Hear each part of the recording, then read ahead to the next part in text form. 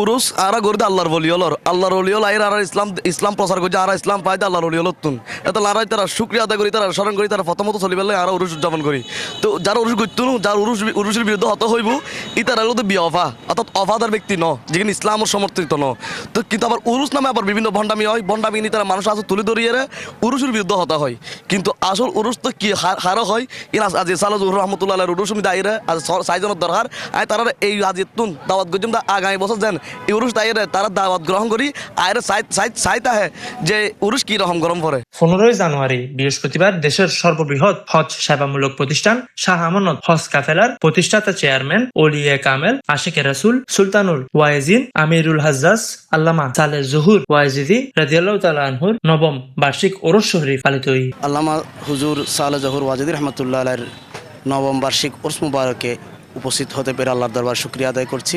অসংখ্য অগণিত ভক্ত অনুরক্ত এবং জায়েরিনদের সাথে আমি নগণ্য উপস্থিত হতে পেরেছি।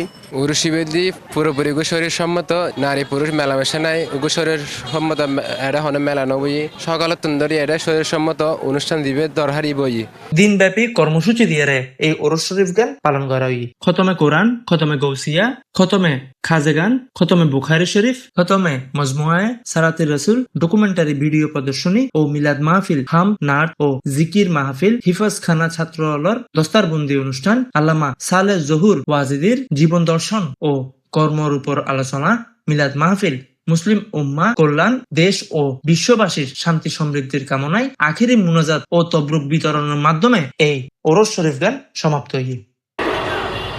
সমস্ত আম্বিয়ায়ে কেরামের দায়িত্ব আদায় করেছেন, কিন্তু সেই দায়িত্বের মুসলমান যেটা সূচনা আল্লাহ পাকের মৌলামী সবাইকে তোমার দরবারে হাওলা করে আমিন।